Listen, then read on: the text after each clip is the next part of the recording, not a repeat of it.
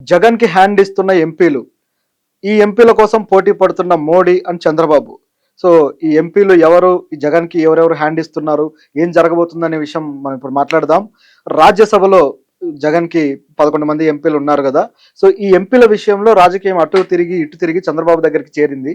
So ఇప్పుడు సాక్షిలో ఈరోజు ఒక ఆర్టికల్ కూడా చూసాం. అదేంటంటే ఈ రాజ్యసభ ఎంపీలని చంద్రబాబు గారు హైజాక్ చేసే ప్రయత్నంలో ఉన్నారు. సో కొంతమంది రాజీనామాలు చేసి వెళ్ళొచ్చు అనేది దీని సారాంశం. అయితే ఎంతవరకు ఇది నిజంగా ఇది జరుగుతుందా అంటే, సాక్షిలోనే వచ్చింది కాబట్టి చాలా వరకు దాని అథెంటిసిటీని మనం నమ్మొచ్చు. కాకపోతే దానికి కాన్సిక్వెన్సెస్ ఇంకేముండబోతున్నాయి, మధ్యలో ఆల్రెడీ మోడీ కూడా ఈ తరహా ప్రయత్నం చేస్తూ ఉన్నాడు. సో ఏం జరగబోతుంది అనేది గమనిస్తే, గత కొద్ది రోజులుగా ఎప్పుడైతే జగన్ ఓడిపోయాడో, ఓడిపోయిన తర్వాత నుంచి కూడా ఆయన పార్టీలో కొన్ని లుకలుకలు మొదలయ్యాయి. సో ఈ క్రమంలో కొంతమంది ఎమ్మెల్యేలు బయటకు వచ్చి ఆయన మీద పరోక్షంగాను కొద్దిగా ప్రత్యక్షంగాను విమర్శలు చేసిన పరిస్థితి కూడా ఉంది. నిజానికి ఆయన టైంలో ఎమ్మెల్యేలను అందరినీ, ఎంపీలని కావచ్చు, అలాగే మినిస్టర్లను కూడా, మంత్రుల్ని కూడా డమ్మిలను చేశాడు. వాళ్ళకు శాఖలు ఇచ్చినా ఆ శాఖలకు సంబంధించిన పనులు వాళ్ళకి ఏమి ఉండేవి కాదు. వాళ్ళు ఏ నిర్ణయాలు సొంతంగా తీసుకునే పరిస్థితి ఉండేది కాదు. సో దీనివల్ల క్యాడర్ మొత్తం దెబ్బతింటూ వచ్చింది. ఈ విషయంలో కొంతమంది ఎమ్మెల్యేలు అసంతృప్తితో ఉండి తర్వాత మీడియా ముందుకు వచ్చి చెప్పడం జరిగింది. ఒక జాఫర్కి ఇచ్చిన ఇంటర్వ్యూలో అయితే పేరి నాని గారు ఇదే విధంగా అన్నారు. సీఎంఓను నడపడం జగన్కి చేత కాలేదు అని, సీఎంఓను సరిగ్గా నడపలేకపోయారు, దానివల్ల క్యాడర్ మాకు దూరం అయిపోయింది అని చెప్పి ఆయన వ్యాఖ్యానించాడు. అట్లాగే బొత్స కూడా ఇండైరెక్ట్ గా విమర్శలు చేస్తూ వస్తున్నాడు. ఆయన మాజీ విద్యాశాఖ మంత్రిగా ఉండి ఆయన బ్రహ్మాండంగా జగన్ తర్వాత అంబటి రాంబాబు, ఆ తర్వాత బొత్స, ఈ విధంగా ఒక ఆర్డర్లో చాలా కీలకమైన నాయకులు వీళ్ళు. సో వీళ్ళే ఆయన మీద విమర్శలు చేసే పరిస్థితి తెచ్చుకున్నాడు. దాంతోపాటు కేతిరెడ్డి గత కొద్ది రోజులుగా లైన్ గా షెంటింగ్ ఇస్తూ వస్తున్నాడు. సో మరి ఆయన ఉద్దేశం ఏంటో కానీ చూస్తూ ఉంటే ఆయన పార్టీ మారే అవకాశం ఉంది అనే వాదనలు అయితే వినిపిస్తూ ఉన్నాయి. సో కేతిరెడ్డి కూడా నిన్న ఆయన ఏమన్నాడంటే, ఆయన మామూలుగా ఆన్లైన్ సోషల్ మీడియాలో యాక్టివ్గా ఉంటూ అందరితోటి లైవ్, ఫేస్బుక్ లైవ్ ఇలాంటివి షేర్ చేసుకుంటూ ఉంటాడు కాబట్టి అందులో ఆయన ఏమన్నాడంటే, సినిమా వాళ్ళతోటి మనకెందుకు, అసలు సినిమా వాళ్ళని అనవసరంగా గెలికి వాళ్ళతోటి పంచాయతీ పెట్టుకున్నాము, వాళ్ళని లేనిపోని ఇబ్బందులకు గురి చేసి విమర్శలు మూటగట్టుకున్నాము అని చెప్పేసి ఆయన కూడా జగన్ మీద ఒక విమర్శ అయితే చేశాడు. ఈ విధంగా ఎమ్మెల్యేలు, ఎంపీలు, మాజీలందరూ చేసుకుంటూ వస్తే ఇప్పుడు రాజ్యసభ ఎంపీల పరిస్థితి ఏంటంటే, రాజ్యసభలో జగన్కి 11 మంది ఉన్నారు, చాలా బాగుంది పరిస్థితి అనుకున్న టైంలో బీజేపీకి ఎంపీలు తగ్గారు రాజ్యసభలో. సో ఎప్పుడైతే తగ్గారో వెంటనే బీజేపీ నుంచి మోడీ గారు రాజ్యసభలో కొన్ని చట్టాలు ఏమైనా ఓకే చేసుకోవాలి అంటే తగినంత ఉండాలి కాబట్టి, సో దానికోసం ఆయన వైసీపీ నుంచో కొంతమందిని తన పార్టీలోకి తీసుకుంటే బాగుంటుంది అని ఒక గేమ్ డిజైన్ చేయడం జరిగింది. సో ఈ ప్రాసెస్లో అది ఇంకా ప్రాసెస్ అవుతూ ఉండగానే ఉన్నట్టుండి సడన్ గా టీడీపీ ఎంటర్ అయిందనమాట. ఎందుకంటే టీడీపీకి రాజ్యసభలో అసలు ఏ ప్రాతినిధ్యం లేకుండా పోయింది ఇంతకాలం.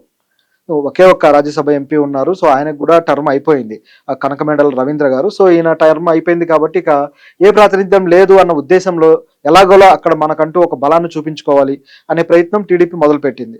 ఇంత భారీ విజయం సాధించారు కాబట్టి ఈ విజయాన్ని ఇప్పుడు కేవలం స్టేట్లో సెలబ్రేట్ చేయడమే కాదు, కేంద్రంలో కూడా మన బలాన్ని చూపించుకునేలా రాజ్యసభలో కూడా కొంతమంది ఉంటే బాగుండనేది టీడీపీ ఆలోచన. సో ఈ ఆలోచన ప్రకారమే చంద్రబాబు గారు పావులు కదుపుతున్నారు. దీని ప్రకారం కనీసం 6 ఎంపీలని వైసీపీ నుంచి టీడీపీలోకి తీసుకునే ఆలోచన చేస్తున్నారు. అంటే డైరెక్ట్ గా కాదు, వీళ్ళు ఏం చేస్తారంటే వాళ్ళ సభ్యత్వానికి రాజీనామా చేసి తిరిగి మళ్ళీ వాళ్ళ కాన్స్టిట్యున్సీలో పోటీ చేస్తారు, కాకపోతే టీడీపీ తరఫున పోటీ చేస్తారు. సో ఆ విధంగా వాళ్ళని గెలిపించుకొని తీసుకురావాలి అనేది ఈ ప్లాన్. మరి బీజేపీ ఆల్రెడీ ప్రయత్నిస్తుంది కదా, మరి ఇదేంటి అని అంటే, మరి ఇప్పుడు ఇక్కడే క్లాష్ బీజేపీకి టీడీపీకి రాబోతుంది.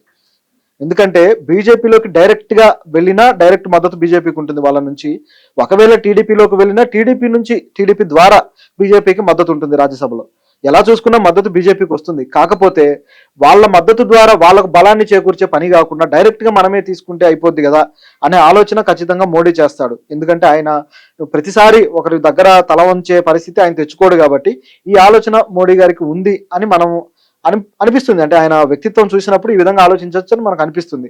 బట్ పత్రికల్లో అయితే లేదు, మోడీ సపోర్ట్ తోనే చంద్రబాబు గారు ఈ విధంగా చేస్తున్నారని కనిపిస్తుంది. కానీ ఇంకా ఇది ఒక క్లారిటీ రాలేదు. మరి ఏం చేస్తారో చూడాలి. ఎందుకంటే చంద్రబాబు గారు కూడా ఒకవేళ మోడీ తగ్గమంటే తగ్గాల్సిందే, లేదా ఆ 6గురిలో ముగ్గురునిటు వాళ్ళు షేర్ చేసుకున్నా చేయొచ్చు. మరి దీనికి వాళ్ళు రెడీగా ఉన్నారా అనే ప్రశ్న కూడా వస్తుంది కదా. ఆల్రెడీ రాజ్యసభ సభ్యులు రెడీగానే ఉన్నారు, 6 కాదు 7 రెడీగా ఉన్నారు అనేది వార్త. సో దీన్ని బట్టి చూస్తే బీజేపీకి ఖచ్చితంగా కొంతమంది సభ్యులు అయితే వెళ్ళే అవకాశం లేకపోలేదు. మరి ఇది బలం ఈ విధంగా చేకూర్చడం వల్ల మరి జగన్ నష్టపోయే అవకాశం ఉంది కదా అంటే ఖచ్చితంగా ఉంది. ఎందుకంటే ఆయనకి కొద్దో గొప్ప బలం ఉన్నది రెండే ప్లేస్లు. ఒకటి వచ్చేసి శాసన మండలి, మరొకటి వచ్చేసి రాజ్యసభ. శాసన మండలిలో అయితే 50 మందికి పైగా ఉన్నారు. సో ఆయన తన బలాన్ని ఘనంగా ఢిల్లీలో మొన్ననే చూపించుకున్నాడు. రాజ్యసభ ఎంపీలు అలాగే శాసన మండలి ఈ సభ్యులు కూడా తీసుకొచ్చి ఢిల్లీలో ధర్నా చేసి నాకు ఇంతమంది ఉన్నారని చూపించుకోగలిగాడు. సో ఆ బలాన్ని ఇప్పుడు బలహీనం చేసే పరిస్థితిలోకి తీసుకువెళ్తూ ఉన్నారు ఈ కూటమి నేతలు. మరి ఇది ఎంతవరకు వర్కౌట్ అవుతుందనే చూడాలి. మరి ఇది సక్సెస్ అవుతుందా లేదా అనే ప్రశ్న కూడా ఉంది. నిజానికి ఒడిశాలో ఇదే ప్లాన్ చేశారు. అది కొంతవరకు సక్సెస్ అయినట్లే. ఒడిశాలో కూడా బీజేపీకి రాజ్యసభ ప్రాతినిధ్యం ఏమీ లేదు ఒడిశా నుంచి. సో వీళ్ళు ఏం చేశారంటే అక్కడ బీజేడీ నుంచి ఒక మహిళా ఎంపీని వాళ్ళు ఇప్పుడు రాజీనామా చేయించారు. సో ఇప్పుడు ఆవిడ్ని బీజేపీ తరపున మళ్ళీ అదే కాన్స్టిట్యున్సీలో పోటీకి నిలబెట్టి గెలిపించుకునే ఆలోచన చేస్తున్నారు. అలా గెలిస్తే అక్కడ నుంచి వాళ్ళకంటూ ఒక ఎంపీ ఉంటారనమాట. ఈ పద్ధతిలో బీజేపీ వెళ్తూ ఉంది. అంటే అక్కడ అంటే ఆల్రెడీ బీజేపీ పార్టీ ఉంది కాబట్టి వాళ్ళు ఆ స్కోప్ తీసుకున్నారు ఒడిశాలో. సో వాళ్ళ గవర్నమెంట్ కూడా ఆల్రెడీ ఏర్పాటు చేశారు కాబట్టి ఈసారి. సో 25 సంవత్సరాల తర్వాత అక్కడ ఒడిశాలో గవర్నమెంట్ వేరే గవర్నమెంట్ వచ్చింది కాబట్టి వాళ్ళు తమ బలాన్ని ఇంకాస్త పెంచుకునే ప్రయత్నం అక్కడ చేస్తూ వస్తున్నారు. అదే రాజకీయం ఇప్పుడు ఇక్కడ కూడా స్టార్ట్ అయిపోయింది. ఇది జగన్ కి ఏ విధంగా ఇబ్బందిగా మారే పరిస్థితి ఉంది అంటే రాజ్యసభలో కూడా జగన్ తన వాయిస్ ని వినిపించే అవకాశం అయితే కోల్పోతాడు. దట్ మీన్స్ ఇక అంటే వాళ్ళ ప్రాధాన్యత పెరిగినప్పుడు ఆటోమేటిక్ గా ఆ తేడా వచ్చేస్తుంది కాబట్టి ఆయన ఆ పొజిషన్ లోకి వెళ్ళక తప్పదు.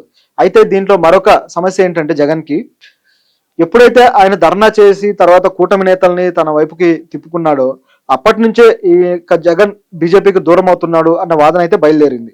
సో ఈ విషయాన్ని మోడీ కూడా సీరియస్ గా తీసుకుంటాడన్న వాదన కూడా వచ్చింది.